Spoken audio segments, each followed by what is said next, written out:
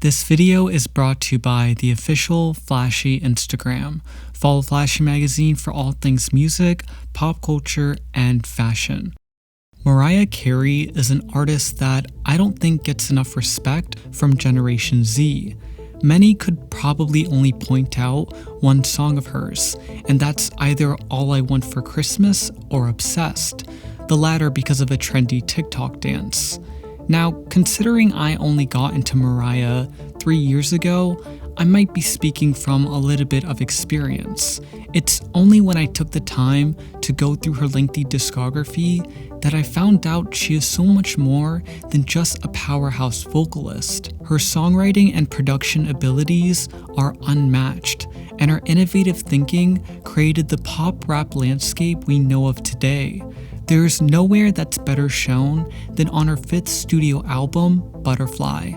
A whirlwind of passion, lust, and heartbreak, this album came at the most pivotal time in Mariah's career, where she not only adopted an adult image, but also separated from her abusive husband and boss, Tommy Mottola. In this video, we're going to be discussing how Mariah found her independence and created one of the most prolific 90s R&B records ever.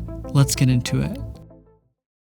Contrary to popular belief, the story of Mariah Carey is not one engulfed in opulence and luxury. In fact, she probably has one of the most traumatic childhoods I've ever had to research. Mariah was born on Long Island, New York, to an interracial family. Her mother is of Irish descent and her father is Black and Venezuelan. Because they were a low-income interracial family living near the suburbs of New York, they were forced to deal with a lot of racism. This led to violent arguments between family members and eventually a divorce. While Mariah's siblings used drugs and sex to heal from their pain, Mariah found comfort in her voice and poetry. She understood that it would be her talent for music that would get her out of the traumatic situation. When Mariah got into high school, she got into contact with music producers to create a demo she'd use to shop around for a record contract. After moving out of her mom's house, Mariah eventually scored a job as a background vocalist for the up-and-coming musician Brenda K. Starr. The story goes, Brenda invited Mariah to a party to meet Atlantic Records executive Jerry Greenberg. Once at the party, Mariah handed out the demo, but before anyone could react, the new CEO of Sony Records, Tommy Mottola, swiped it. After Tommy frantically left the party, Mariah left the party as well, thinking he wouldn't listen to it. Little did she know he would listen to it in his limo and immediately turn around to find this mystery girl. Tommy eventually found Mariah and signed her to Sony Records for a 6-album record deal. Mariah began producing albums left and right, only taking a year to create each one. She, while not knowing it at the time, was becoming extremely successful and a household name. Before even creating the Butterfly album, she sold over 80 million records and garnered 10 #1 hits. Mariah was at the height of her career and was even becoming romantically involved with Tommy Mottola. It was a relationship that from the outside looked quite odd, considering he was 21 years older and her boss. But they made it look like a fantasy. They were, for all intents and purposes, the Hollywood it couple of the 90s. Cartier rings, Princess Diana-like weddings, and a Bedford mansion was every little girl's dream, and Mariah was living it. Little did she know that Tommy was not at all the fairy tale he played up to be. Early in their relationship, Tommy became controlling, manipulative, and obsessive over Mariah. Personally and professionally, he would watch her from cameras in their house and have security guards keeping an eye on her at all times. She couldn't go anywhere without Tommy's permission, and it was clear he was insecure about the relationship. She said in 1995 to American Magazine, "Even though I owned the house, the only thing I felt I owned was my pocketbook. Tommy didn't even know why I always had my bag with me. But in my mind, I thought if something jumps off, I'm ready. I lived like that for a long time. I used to wish and dream that someone would kidnap me. Because Tommy was in control of Mariah, for much of her early career, she was forced to stay within the genres of pop, soul, and R&B. She was never allowed to wear promiscuous outfits or work with directors that could possibly push her sexuality. She had a very conservative image, even having to shoot multiple music videos because Tommy didn't like the outfits she was wearing. She was controlled in every facet, from managers to lawyers to the label. Mariah grew extremely tired of the ballads and conservative image she was forced to play. She had a deep love and respect for the hip-hop genre and wanted to start incorporating it into her pop records. While her record label laughed in her face, she truly believed hip-hop would be the future, and she was right. Mariah's first association with hip-hop was when she remixed her hit song Fantasy with Wu-Tang Clan's Dirty Old Bastard. While in today's standards, this would be a normal collaboration between a pop star and a rapper, at the time, there wasn't a lot of popular artists making those two genres mix. Mariah unknowingly bridged the gap between pop and hip-hop and created the formula that we see so many pop artists use today. This random collaboration would allow Mariah to take hip-hop head-on her next album, Butterfly. This record is considered to be the awakening of Mariah.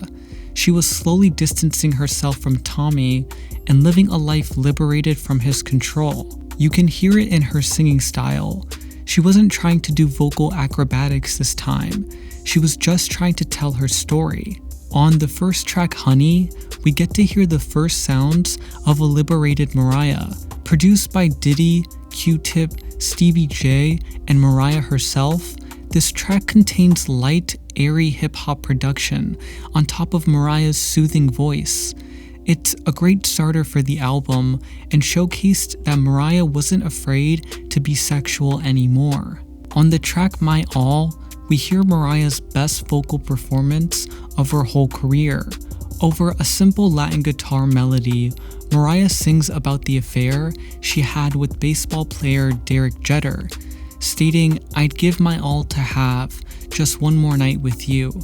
I'd risk my life to feel your body next to mine."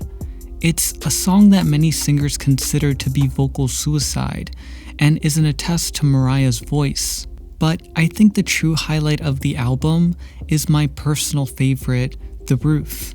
At first listen, the soft background vocals engulf you into her mystery night of romance. Then with each line, she adds a layer of depth to the story, almost like Picasso stroking his brush on a canvas.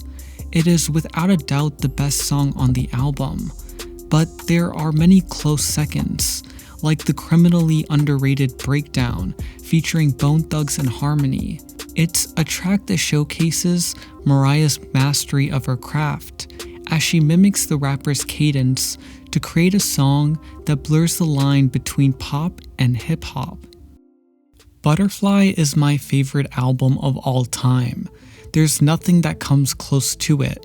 It's a revolutionary record that beautifully intermixes hip-hop, pop, and R&B. While its legacy is something that me and Mariah Carey fans appreciate, it makes me really sad to know that a lot of people don't even know this record exists, let alone its importance.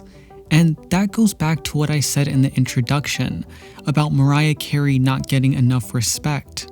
I'll never truly understand why when people think of artists like Taylor Swift and Ed Sheeran, they instantly think of them as songwriters first. But when people think of Mariah Carey, they don't think of her as a songwriter, let alone a producer. It's a really weird dynamic, but I hope this video sheds some light into the importance of this album in today's music scene. Without this record, who knows if we would have gotten the pop rap collaborations that we all know of, like Taylor and Kendrick on Bad Blood or Selena and ASAP in Good For You. Everyone has benefited from this album, but most importantly, It allowed Mariah to break free and become the artist she always wanted to be. Thank you so much for watching. If you enjoyed this video, then make sure to like, comment, and subscribe. It really helps support the channel and allows me to do more and more videos. I'd like to give a quick shout out to my patrons Colin Poindexter, The Sharonator, Jeremiah Ruiz, and Sub-Zero. Your support means everything, and it's helping me get more videos done efficiently. If you would like to become a patron, then head down to the link in the description.